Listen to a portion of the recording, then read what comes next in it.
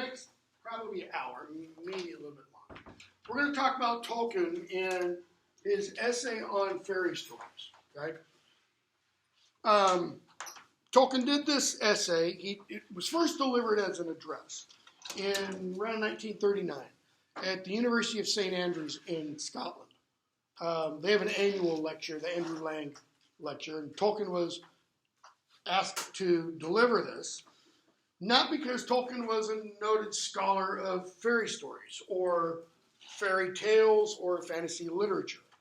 It's because he'd written a fairy story, The Hobbit, published in 1937. When The Hobbit was published, it was published to international acclaim.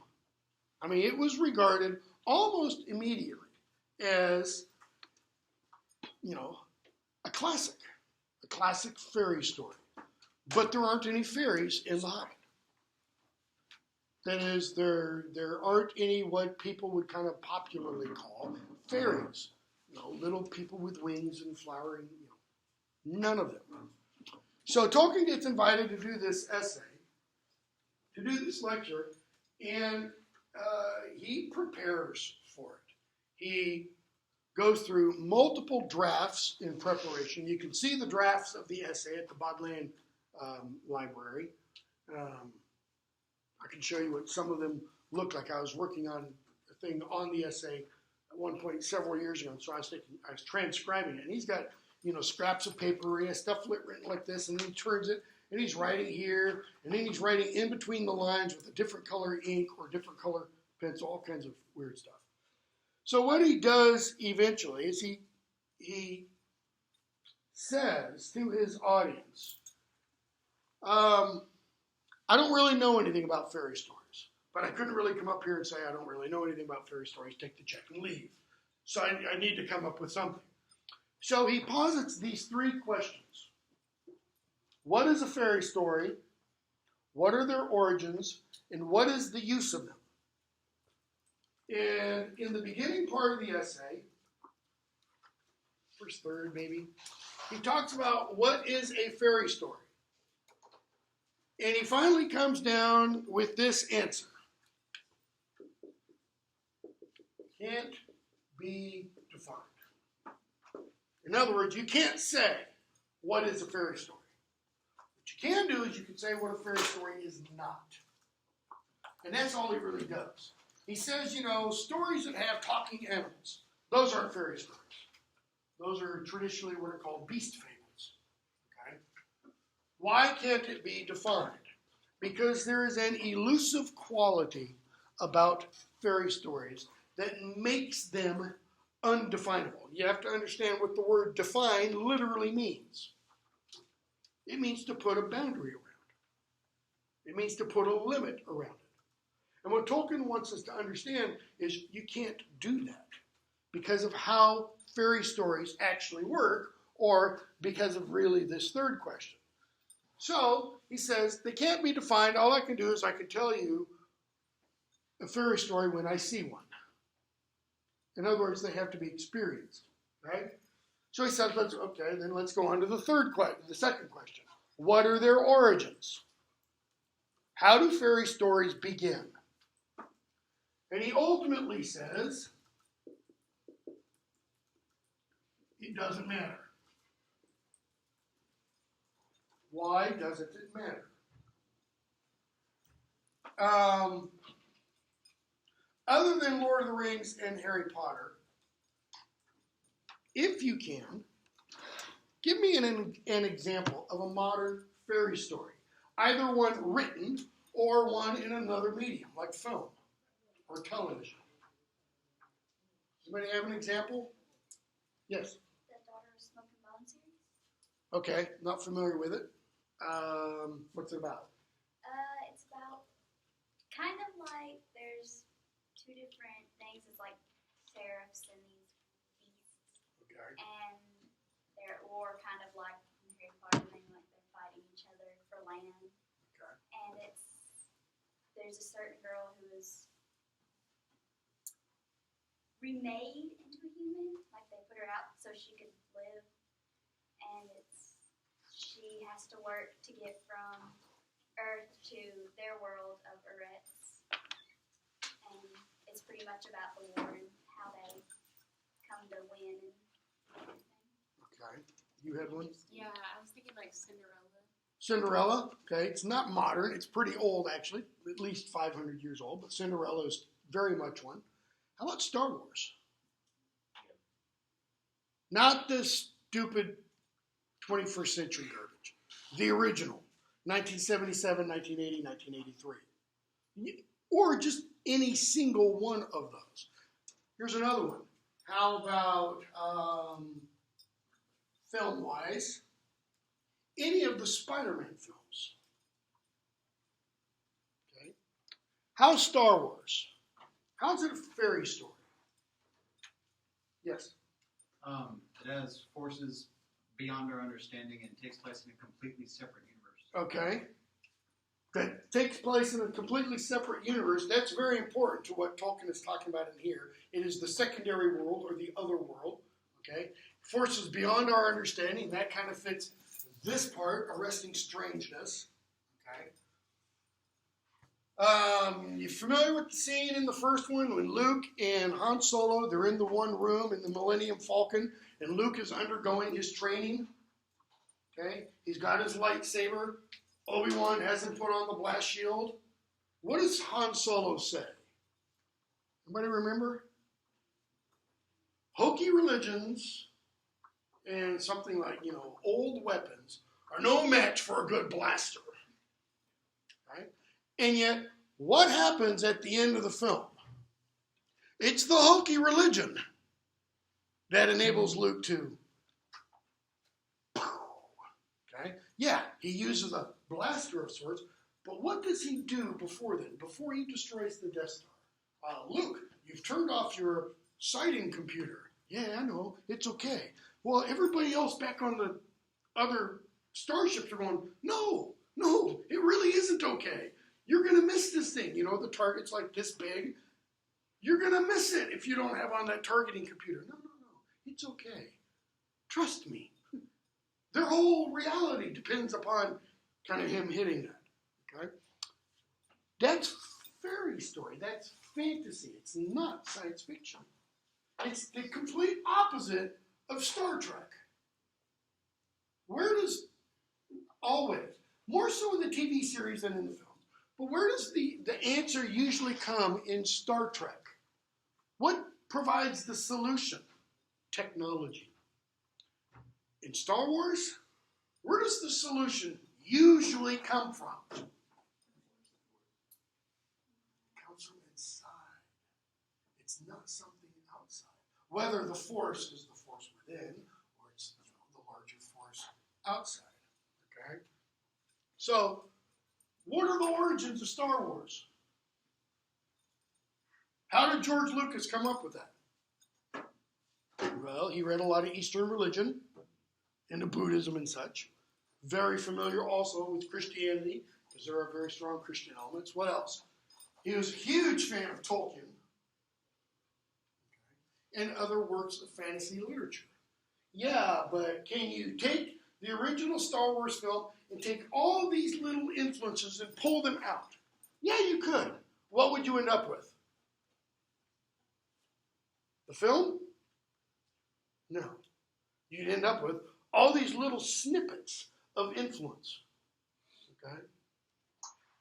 That would just be kind of lying there on the screening room floor. Individually, what makes them into Star Wars? Having it all put together. How? In the mind of the author. Okay? So Tolkien uses an image in talking about origins of somebody making a soup.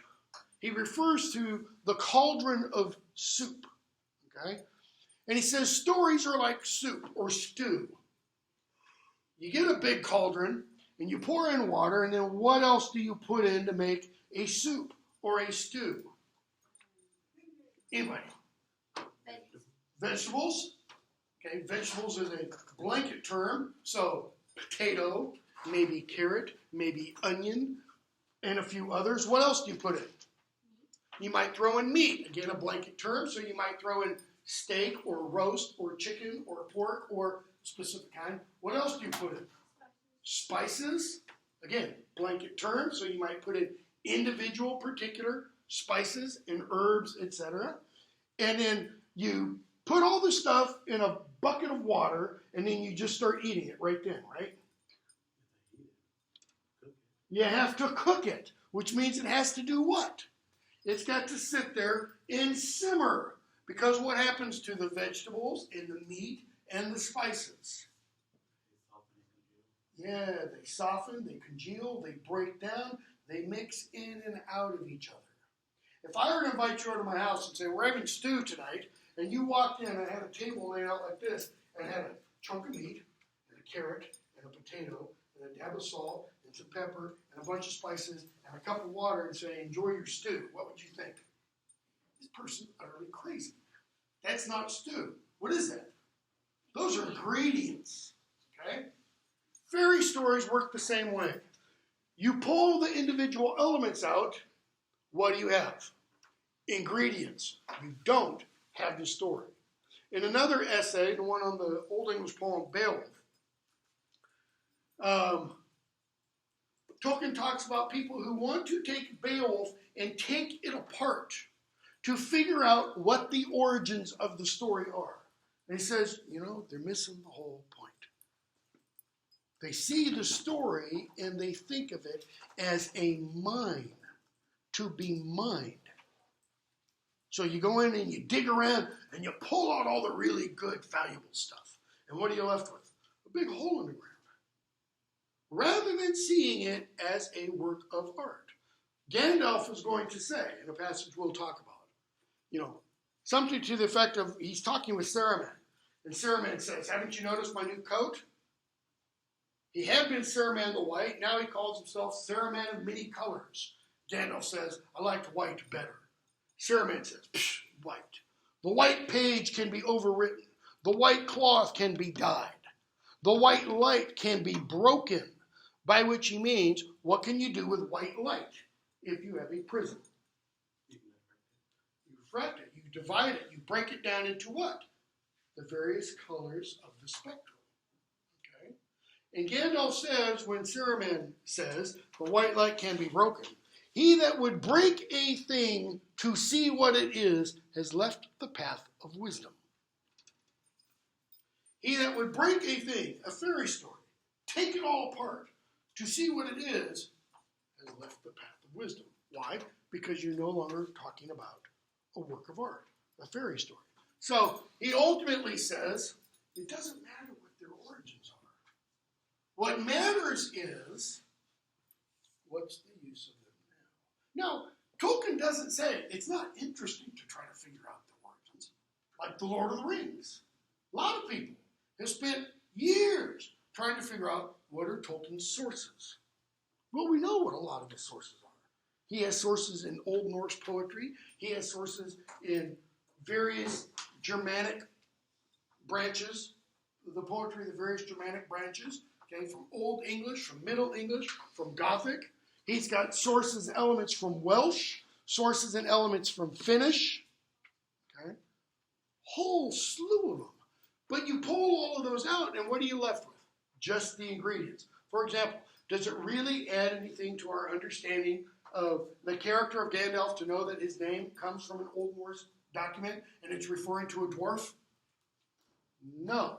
Doesn't tell us anything about Gandalf, other than that his name was actually the name of a dwarf. Okay. Doesn't add to his character, doesn't tell us anything about his persona, about his power, about where he comes from, etc. Okay? So,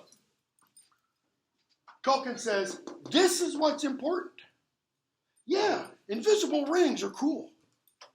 And there's a reason why. We have stories going back a couple of thousand years at least, all the way up to today, where there are still things that confer invisibility. So part of what he does here is he says, what we're really asking is, why are there these elements that continue on? Why does J.K. Rowling have a cloak of invisibility? Why does The Lord of the Rings have a ring that confers invisibility? What is it about invisibility that intrigues humanity? Yeah, You've got a film, The Invisible Man. Ralph Ellison wrote a book, The Invisible Man. He means it entirely differently than it usually does. Okay? But what is it? Why do we want invisibility? Why do we want to be able to fly? I don't mean in an airplane. I mean people would like to be able to fly just with this. Why do some people really wish they could learn the language of nature? Let's say trees. Assume for a moment trees could speak. Literally, they could speak. What tree would you want to talk to? Some tree that's 5 years old? Or would you want to go off to California to go to the Great Redwoods? I'm from California. I used to go camping, backpacking, Great Redwoods. Trees that have been around for 2,000 years. What could they tell you? How many of you have pets? Yeah. Wouldn't you want to know what your dog or cat thinks if you have a dog or cat? Sorry, goldfish probably don't think. Okay. A bird if you have a bird. So one of the things Tolkien's getting at here is we have this desire to speak to things not ourselves. Why? I mean, it drove some of the, a brilliant scientist like Carl Sagan. He had to know we're not alone in the universe. He believed with every fiber of his being humanity isn't the only intelligent life in the universe. Why? Because he couldn't stand the thought of being alone, of us being it. Okay? That's a religious faith, folks. It might not be the religion of the Bible or Quran or some other holy text, but it is a faith kind of system.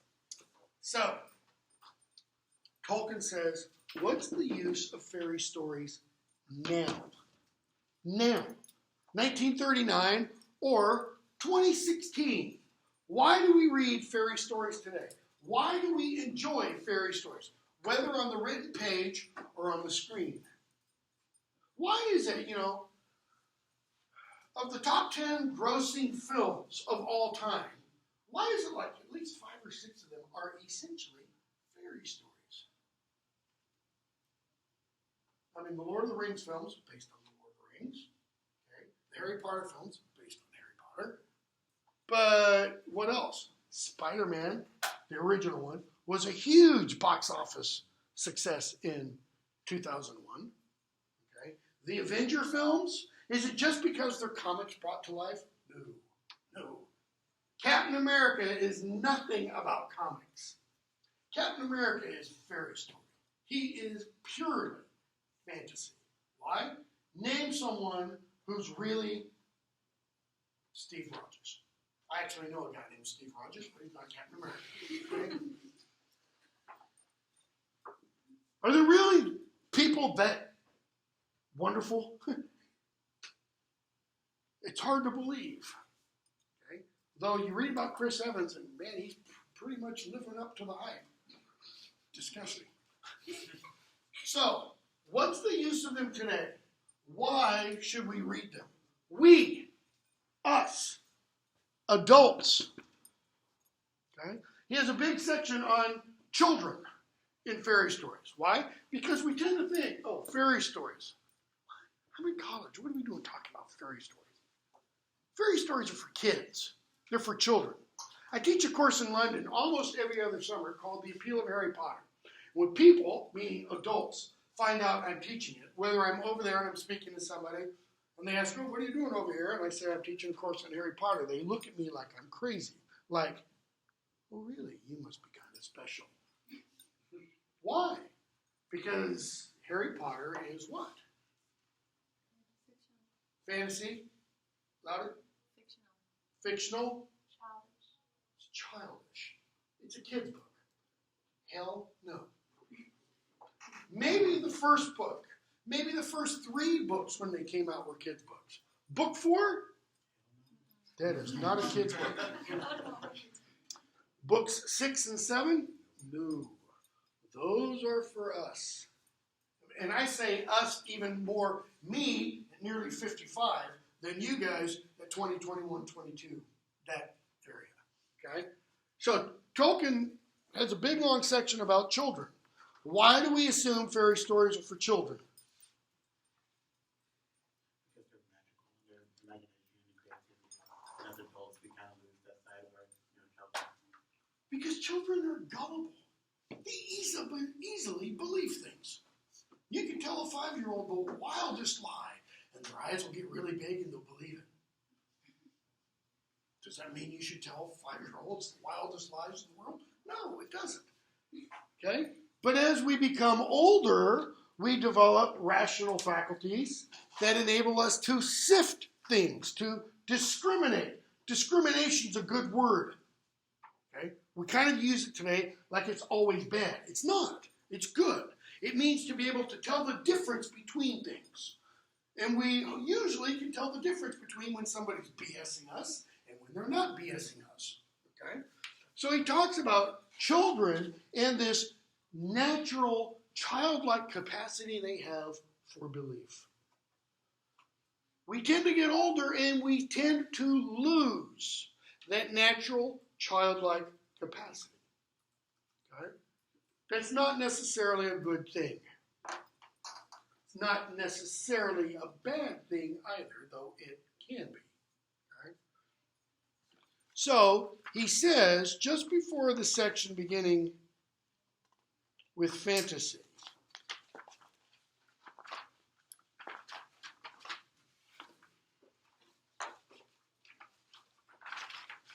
he's talking about children and how fantasy stories have become relegated to children.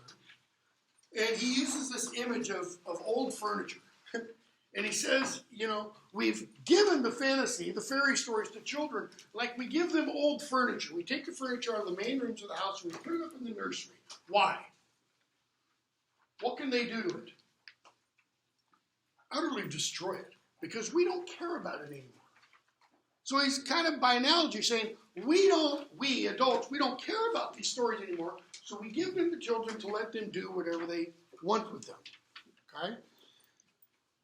So, he says in the third paragraph before fantasy, if we use child in a good sense, it also has legitimately a bad one, as in, don't be childish.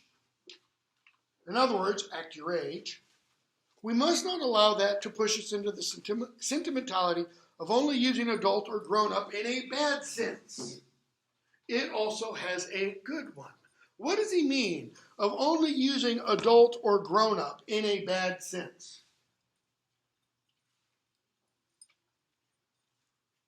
Have any of you seen Stranger Things? Netflix?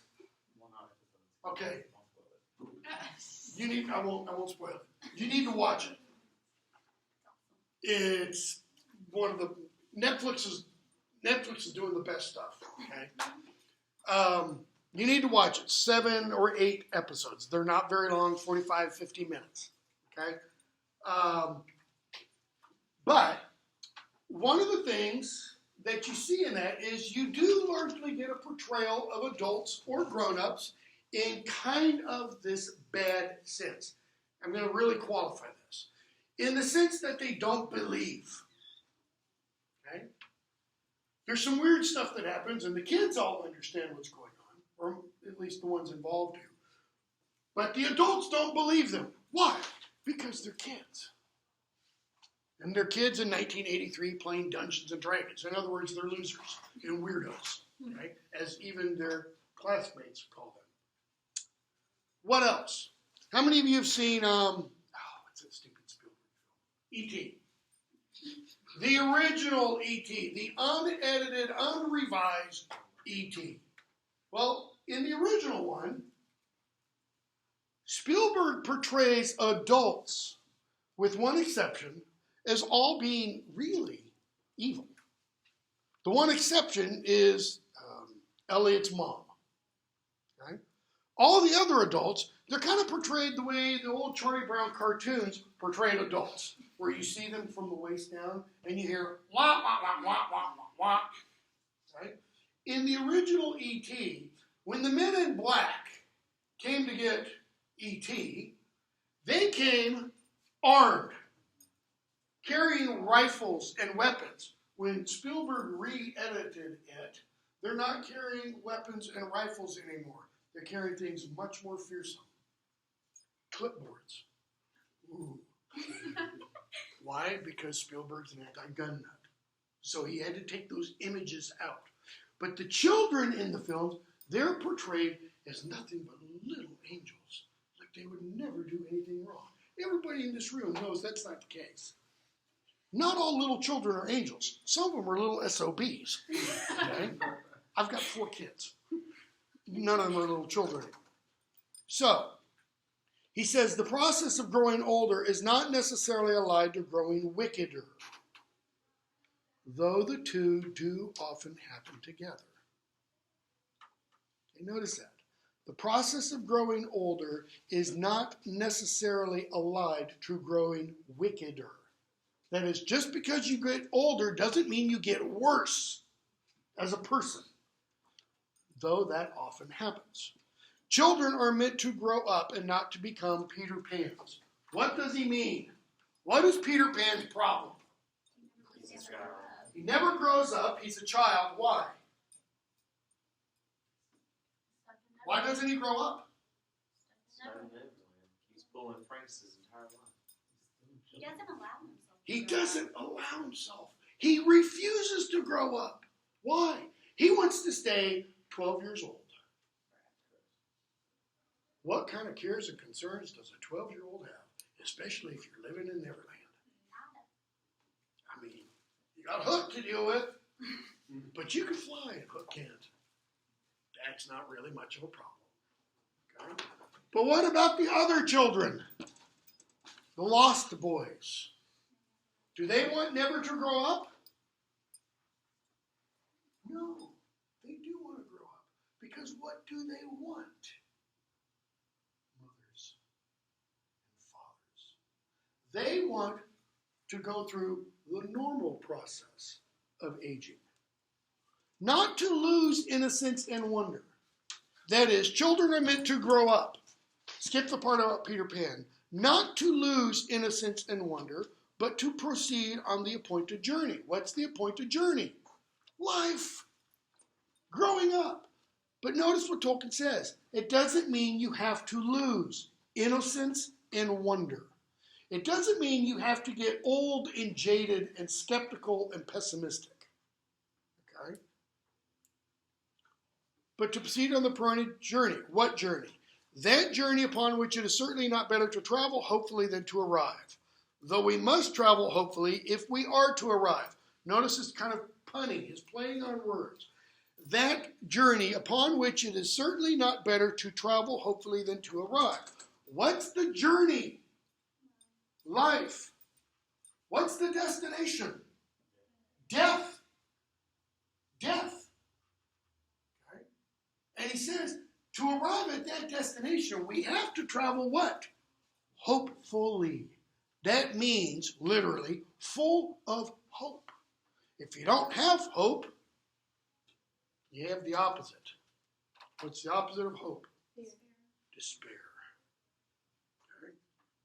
So, it's one of the lessons of fairy stories, if we can speak of the lessons of things that do not lecture, that on callow, lumpish, and selfish youth, peril, sorrow, and the shadow of death can bestow dignity and even sometimes wisdom. Man, and I never thought about it. I watched Stranger Things over about the last week and a half. That's an accurate description right there of what happens to the little kids. Okay? Callow, lumpish, selfish. They don't care about anything else. They care about themselves, the 4 main boys. They care about themselves in their Dungeons and Dragons game. Until something happens to their little world.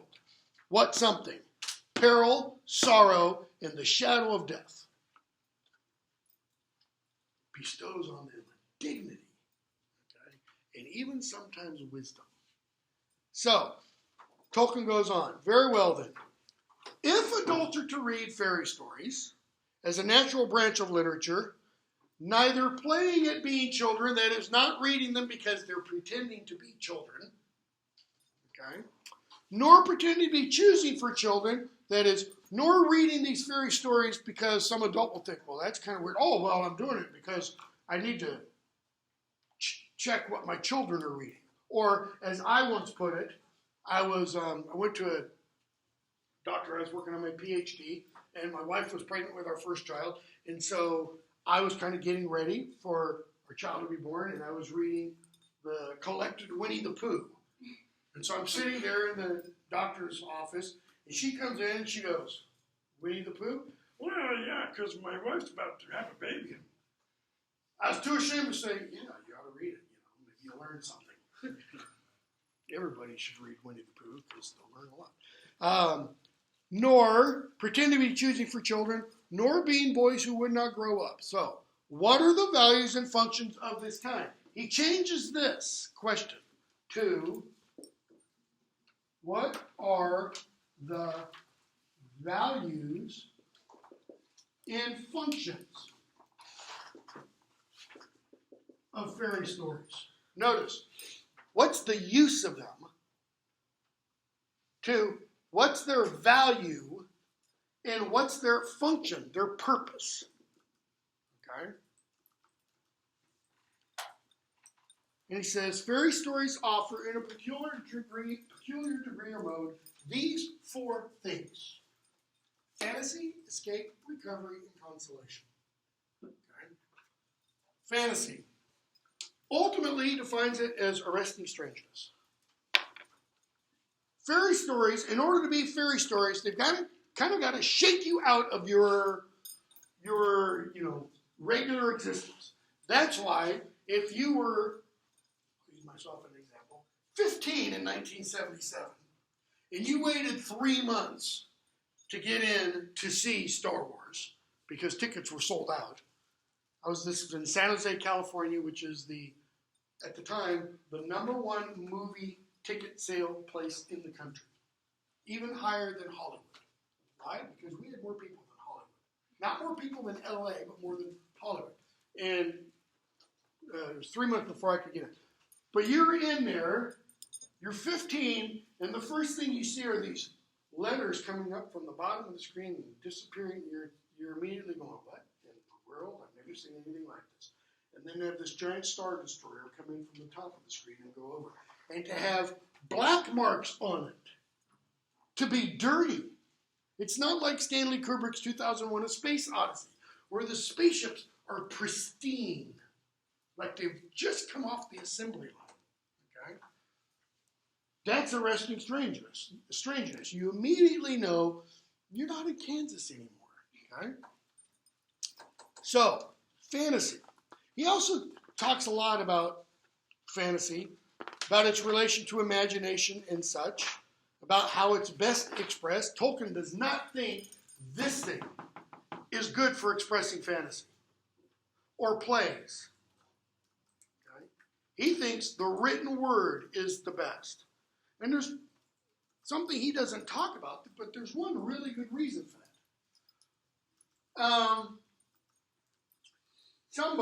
Anybody, give me an example of a book you've read that you've then seen turned into a film, and the film doesn't match your image of the book. Aragon. It sucked. Okay. The Giver. The Giver. Harry Potter. Harry Potter. The Hobbit. Yeah, Radagast Brown with his horse, with his rabbits and sled, the pot. It was a good movie if you never read the book, but compared to the book, it was nothing. That's the problem with a lot of movies based on films, though. You The can't- movie itself, standalone, the movie is really Yeah. great. But if you're someone who's read the book, you're Yeah. sitting there like pulling your hair out watching it. Well, Okay. because you're watching it, and you're like, oh, well, they left this out. Okay, You can't let me concentrate. ask this. Are there books that you've seen turned into films where the film is faithful to the book? Yeah, the Maze Runner was really great. Maze Runner, okay, I've not seen that. Fight Club. Okay. Holes? Oh, Yeah. fantastic. Holes is a very good rendition. I would even say most of the Hunger Games films are really very close. Okay? Meaning they don't change the structure. They don't change characters. Okay? Gale is pretty much the same Gale as he is in the books. Okay? As are the other characters. Lord of the Rings, they take Faramir and they turn his character 180 degrees. They take Sam's character, turn him 180 degrees. Okay? Completely opposite of what he is in the books. So Tolkien says, this kind of literature, fantasy is best left for written. Why? Because each of us then becomes the director. And we become the person who chooses the casting. For example, I have a certain actor in mind. When I read The Lord of the Rings, I see this person as Gandalf. And I have another one that I see as Aragorn. I do not see Elijah Wood as Frodo. He looks like a frog. The buggy eyes and everything. The actor I see as Gandalf is not one who's actually played Gandalf in a film. He did the voice of Gandalf in the BBC 13-part audio version. An actor named Michael Hordern. He was a Shakespearean actor. Right? But he has this voice that when I read Lord of the Rings, I hear his voice. I don't see him because I've only seen him in one thing. I do see Ian McKellen. Ian McKellen was fabulously cast. Okay? Aragorn, I see Sam Elliott. If you're not familiar with who Sam Elliott is, look him up. Okay? Tall, lanky, he's older now. Deep, gravelly voice. I don't see Viggo Mortensen. Why? He's too pretty. Aragorn's not pretty. He's rugged. He's ruggedly handsome. That is, you got to clean him up quite a bit. Viggo Mortensen could be rolling around in mud and get up. He'd still be pretty. No other way to put it. Okay? So, Tolkien goes on and talks about how fantasy ultimately is produced. And he talks about the imagination. He talks about working from the imagination up here into the world out here. Every one of you is going to do this semester. You're not going to do it in a work of creative genius. You're going to do it in a work of sheer drudgery when you write your term papers. Because you're not going to turn that term paper and go, oh, I'm going to find a publisher for this because this is going to make me $1 bazillion. What do I mean? You're going to know up here what you mean. And up here, how good will it be? Come on, be honest. Perfect. It'll be perfect up here. And then it comes to my hands. How will it be? How does it get from here to my hands? What do you have to do? Okay? You have to write it. That is, you start with the idea, the imagination as Tolkien calls it. And then what do? You work. You work. You produce a technique that gets from up here to down here. See, you have these things that it has to get through. Okay? Meaning you have to translate it from the idea up here into words down here. And I don't know about you, but there's a problem in translation between up here to down here on my part. What comes out here is never what I envision up here. It's never perfect. Okay? But that's the art part. So you start with the image, the imagination, the idea. The art is the producing of it. The final product, that's what Tolkien will call the secondary world. That's Middle Earth. That's the capital and the 13 districts. Okay?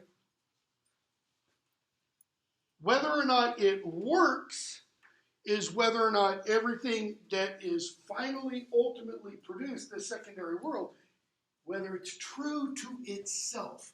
That is, whether or not the laws that the author creates in that world are upheld. Okay? Whether it follows the rules of its own world. The Lord of the Rings does. Nobody that I'm aware of has pointed out an inherent flaw in the Lord of the Rings. For example, an anachronism. Something that doesn't belong. Tolkien did, for example, in C.S. Lewis's Chronicles of Narnia. He couldn't stand the Chronicles of Narnia. Because in the very first book, Lion, Witch, and the Wardrobe, the original very first book, Lion, Witch, and the Wardrobe, what's the glaring, how many of you are familiar with that, by the way? Only a few of you. What's the huge glaring problem? What does not belong in Narnia that Lewis puts in Narnia? The children are on their way to the stone table. Who do they meet? He gives them things. Santa. Father Christmas. What the hell? What is Father Christmas doing in Narnia?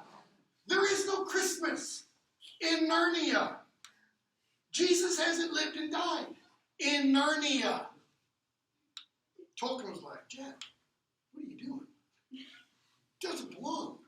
Lewis is like, yeah, I'm just pulling images from left and right. No. You can't do that. Doesn't work that way. So you don't have a Father Christmas kind of character in The Lord of the Rings. Not at all. Okay? You don't have kind of physical laws that are created within the novel that are then violated. You're going to see when we do Harry Potter, there are all kinds of problems in the Harry Potter novels. I mean, writing problems, factual problems within them that should make your mind go, when you come to them. Here's one, for example. Book 4. I try to do this without giving too much away. In Book 4, a person dies.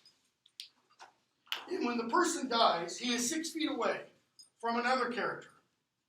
And then 2 paragraphs later, he's suddenly 20 feet away. But the dead person hasn't gotten up and moved. And the person that he fell next to also has not moved. So he dies, falls down 6 feet beside him. And the next time he's referred to, he's 20 feet away. There is no way to explain that. None. That's bad writing.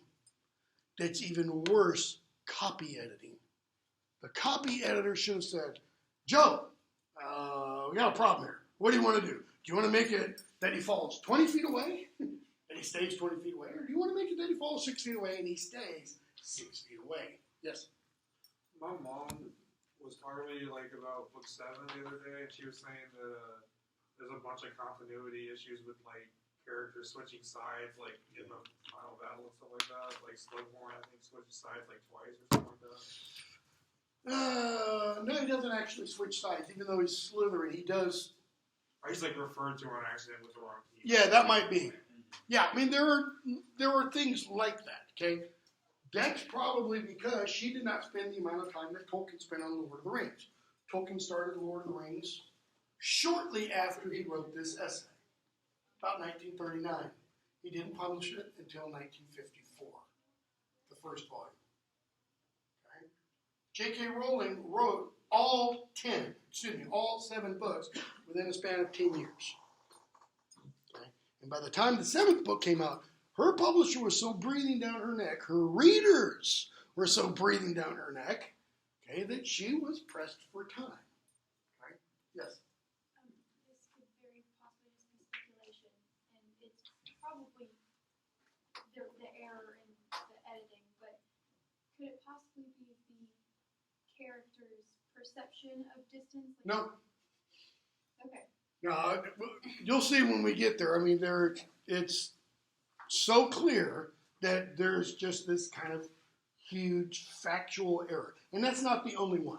There are several others that refer to wizarding laws and such within the Harry Potter universe that we come to find out in later books, and then we see things in earlier books like, wait a second, but so-and-so does this in book 2, and then we find out in book 5 they're not supposed to be able to do that. She should have known by book 5 what she'd written in book 2. Okay? Things like that. Okay, so that's all part of fantasy. So the final product is this secondary world. Why is that important? Because it's that thing that we as readers enter when you read a work of fantasy. Have you ever been so involved in a book you kind of lose track of what's going on around you? Somebody tries to talk to you and they're like, hello, hello, and they can't get your attention. Why? Because you're not here anymore. You are in Middle Earth. You're running with Aragorn, Legolas, and Gimli after Merry and Pippin, trying to rescue them from the orcs. Or you are with Katniss as she's making the final assault, on the capital or something like that. Okay? They created that little world. You're now in it. Another way to look at it is that you take your mind and you reformat your brain. And you take a little part just for, the fantasy literature. And you go off into there while you're reading it. Okay? So, that's fantasy. Recovery, escape, and consolation. I'll get these two out of order. What does he mean by recovery?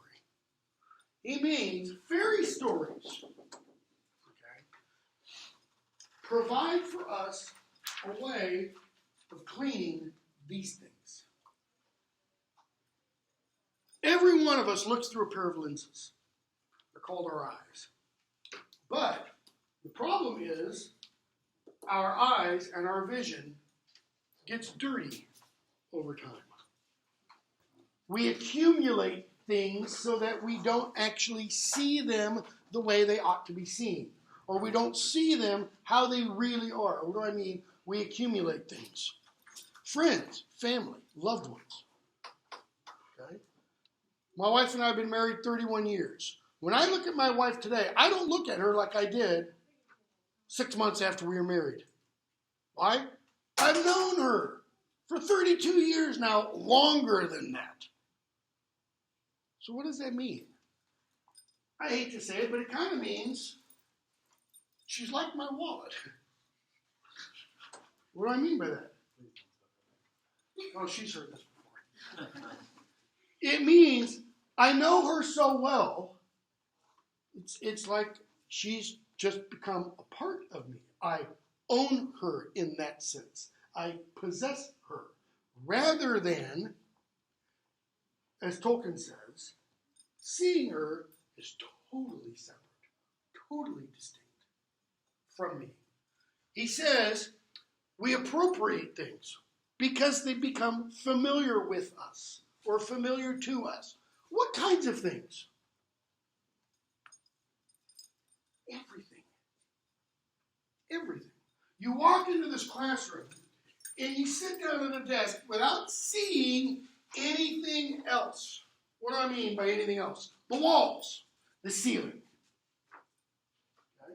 Yeah, you see walls and ceiling, but you don't see walls made out of cement block that have a texture to them and that have mortar between them. You don't see a ceiling made out of this god-awful drop ceiling, stuff with, again, a texture, a pattern to it. Why? Because it's unimportant, right? Does your life really depend on that? No, it doesn't. Does your life really depend on the concrete cement block? Could be if some crazy, shooter comes in from outside and the door is locked. Because if this were paper, we'd all be dead. Right? What else? Trees. We kind of think we're like Ronald Reagan. You seen one tree, you seen them all. And I love Reagan, by the way, but I still use that. What do I mean? We don't see trees as separate, individual what? Living, breathing things. We don't see them for the glory that they have, or flowers, or grass, or animals. Why? We just see stuff that we see every day. So we don't pay any attention to it. Tolkien's point about recovery is that what fairy stories and fantasy do is they help us to kind of pay attention to those little things. And to see those little things, again, separate from ourselves. So what do those little things also include? Our friends, our loved ones. God forbid this should happen. But what happens if today you leave class and you find out a very close friend of yours has died? What do you think about maybe the last time you saw that person? maybe you didn't leave on the best of terms, you are immediately racked with guilt. Why? Because it didn't have to be that way. That's what he's getting at with recovery. Seeing everybody, okay, as if you're seeing them for the first time. Seeing everything as if you're seeing it for the first time. You want an example? Get on YouTube. Do a search for blind person seeing. And you can see multiple examples of this. And there's some really wonderful ones of these married couples. And this guy who's been blind all his life, and he sees his wife for the first time. I get chill bumps every time I think of this. He's never seen her before, other than with his hands or with his body against hers. But he sees her, and he just breaks down into tears. Or somebody who's never heard, and they get a cochlear implant, and they now hear. And what they hear is their daughter singing. And just pile of tears. Okay? That's what he's getting at with recovery. We need to learn to see like that again. That's what he means by seeing as we were meant to see things. Okay? Rather than seeing everything as somehow related to me. That's what I meant when I said, my wife's like my walk. I see her simply in relation to me, not as Karen Wolpert, totally separate, totally other. Okay?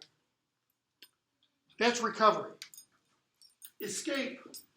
So, this is why fantasy literature, Harry Potter, etc., is often looked down upon, even in departments of English. Okay? Because it's called, it's just escapism. It's escapist. What's the matter? You can't deal with reality. You need to go off to your little la-la land, your Neverland. Tolkien draws a distinction between what he calls the flight of the prisoner versus the flight of the deserter. What's the difference between a prisoner and a deserter? What is The prisoner is trapped. Okay? What about the deserter? he's voluntary. They leave willingly. Okay? The deserter leaves willingly. What's the difference in status between a prisoner and a deserter? Prisoner is somebody being held against their will, right? Now, you can be a lawful prisoner. You can be arrested, put in jail. You could be in a prison in that sense. And maybe you're there justifiably. But you can also be an unlawful prisoner. Like a prisoner of war. It's prisoner of war's duty, used to be at least, to escape. In World War II, every American serviceman was told, if you are captured, it is your duty to attempt to escape. Okay? Why? Because you don't owe anything to the Germans or the Japanese or the Italians. It's your job to try to get back home. Okay?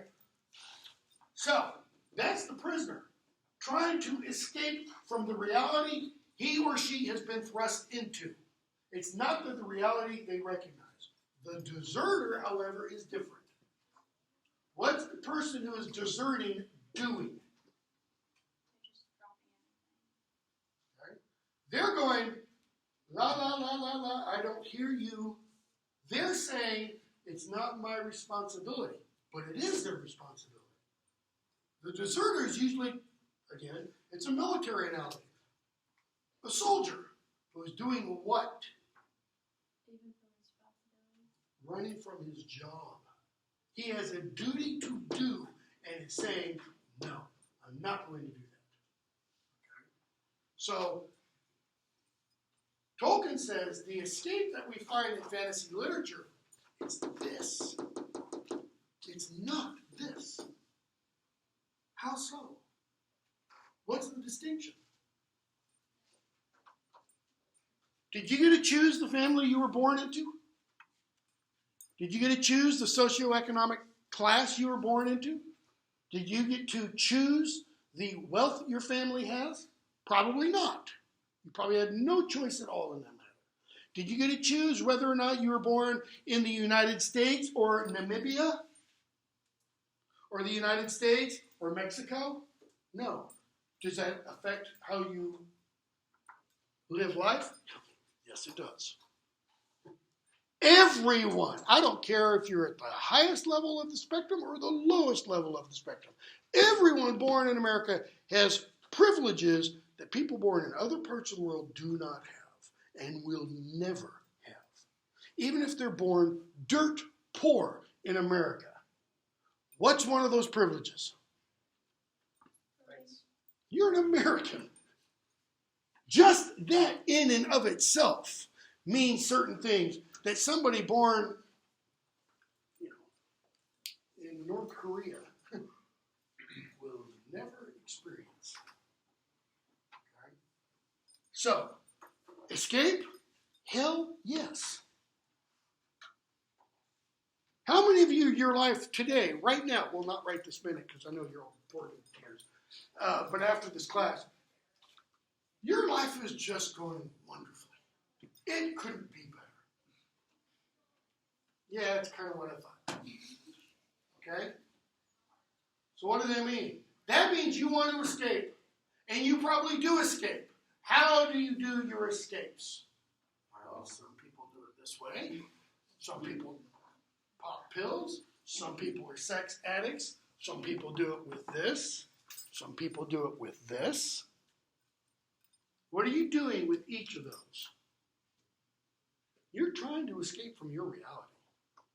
You're trying to say, no, you're distracting yourself from what? Your poor, rotten, sorry, sucky life. Okay? 17th century philosopher said, human lives are poor, nasty, brutish, and short. Pretty downer perspective. Okay? So, we need this escape, Tolkien says. But it's not just that kind of thing. He says there are other things we want to escape from. We want to escape from, for example, let's just jump to the biggie. What are the two inevitable things of life? Death and taxes. We'll probably be able to escape death before we will taxes. Okay? Death and taxes. Okay? What's the basis behind the multi-billion-dollar plastic surgery industry? It's, I want to defy age. Doesn't work, does it? Look at the quote-unquote celebrities in their 60s and 70s and 80s who have done too much plastic surgery, and they no longer look like people. They look like mannequins. Slightly twisted, weird mannequins, but mannequins nevertheless. Why do they do that? Because they're trying to stop time. We can't stop time. Okay? What else? What else would we like to escape from? What are some problems in American society right now? Don't get into politics. Floods. The floods. Floods. Where? In Louisiana. Wildfires in California. Water crisis in Michigan. Flint, Michigan. Okay, I'm very impressed by those three responses. Because those three responses are not referring to a class of individuals. They're referring to kind of natural events. Even the Flint, okay, it's kind of natural. Yeah, are people responsible? Yeah, they are. Okay. Are people responsible for the floods in Louisiana? Nope. Wildfires in California? Some of them, yes, because some of them were intentionally started. I've got a friend who lives very close to some of the wildfires. What else? I mean, if I was asking this question a year ago, we'd be talking about these uprisings on college campuses over slights and perceived slights. So-and-so offended me, therefore I want to ban all these people from this campus. So-and-so offended me, so I want to ban all this speech. Okay? How about sickness?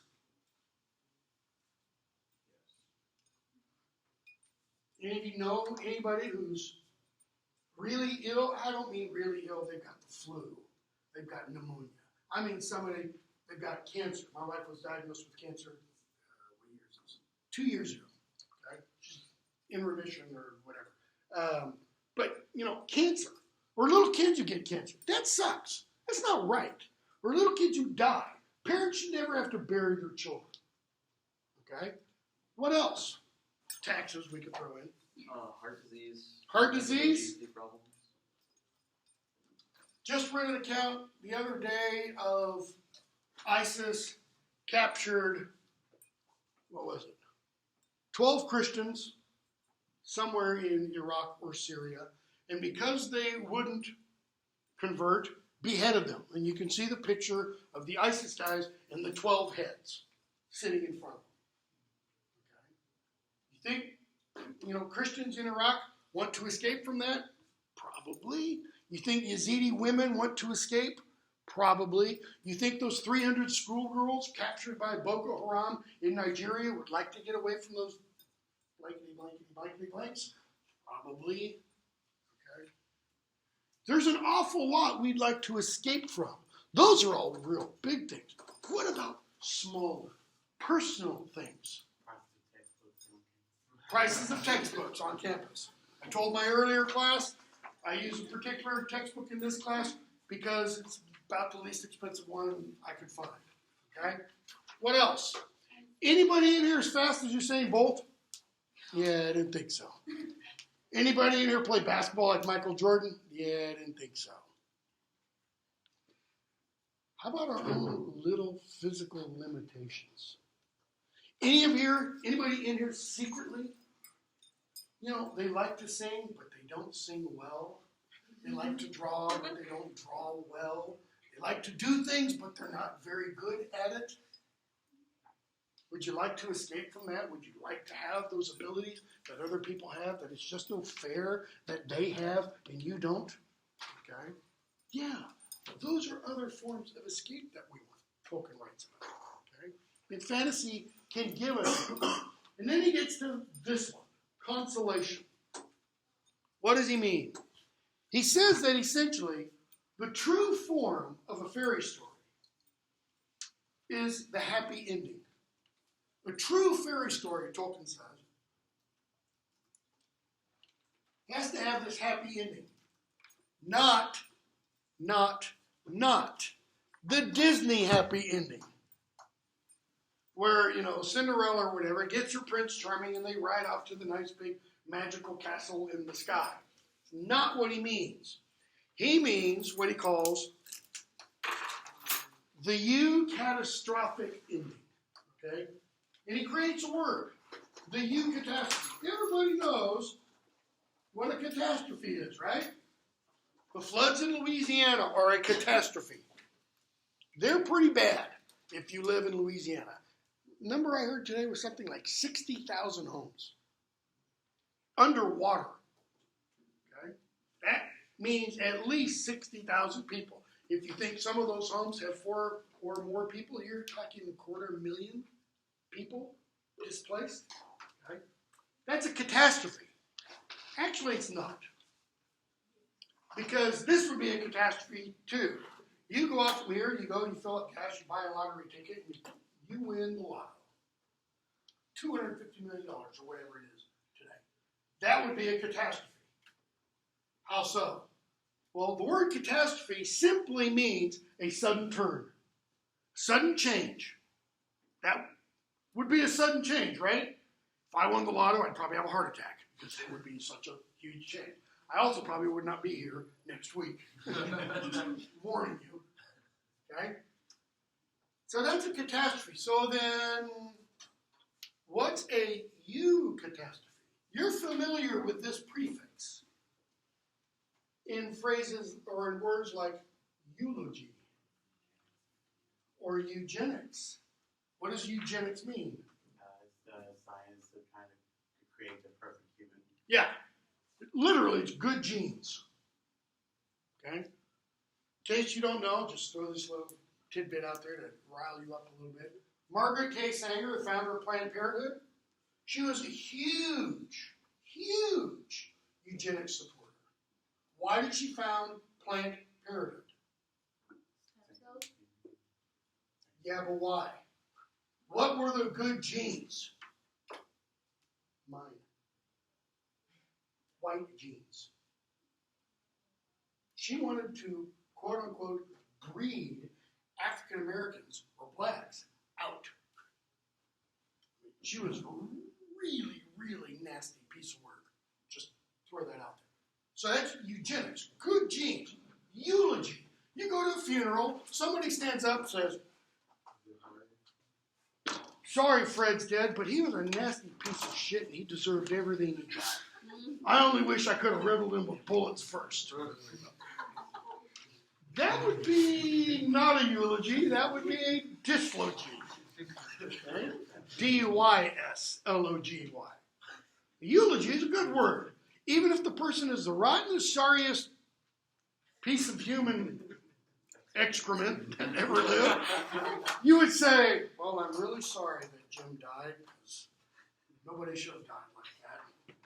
Okay? Eulogy, it's the good word. Okay? So a eucatastrophe is the good sudden turn.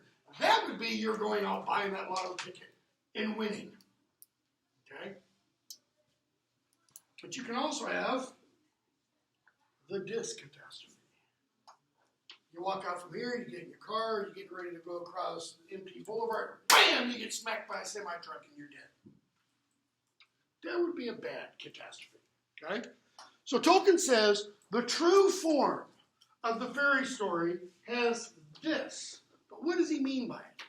He means this is something that you can't count on to happen multiple times. He calls it a sudden grace, never to recur again. Okay? And by using the word grace, he brings in religious language. And the epilogue to the fairy story essay, he's connecting fairy stories to the Christian story, to the gospel story. It says, all fairy stories have meaning in relation to this one story. We're not going to go into that. But we are going to talk a little bit more about this. Because he says, in order for that eucatastrophe to really have meaning, it has to occur where? Or what must the story allow for? What must there be a possibility of?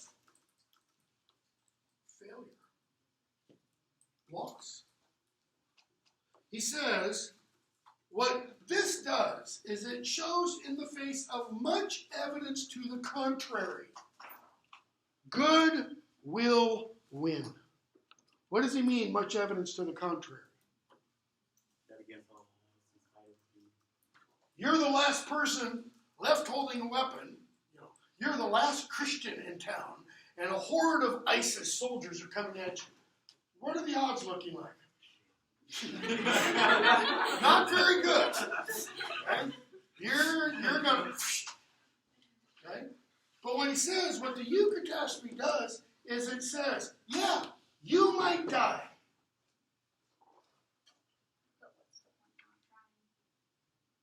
Exactly. But your cause won't die. I mean, you can look at points, throughout world history. World War II. There were numerous points that the Allies could have said, we give. We're not going to win. I mean, pretty much by December 1939, Hitler had overrun most of Europe. Things did not look good. Okay? Dunkirk in early 1940 or 41, when you had 500,000 Allied troops, evacuated from the coast of Normandy in fishing boats. Why? Because Hitler has just completely overrun all of Europe now. That's in the face of much evidence. It's then that Winston Churchill delivers his "we will never give up" speech. We'll fight them on the beaches. We'll fight them in the headlands. We'll fight them from the rooftops. We shall never surrender. Okay, he's saying that right after a huge surrender. Massive. But it's a surrender in the sense of not the Allies throwing up their hands. It's the Allies leaving Europe entirely at that point. Okay.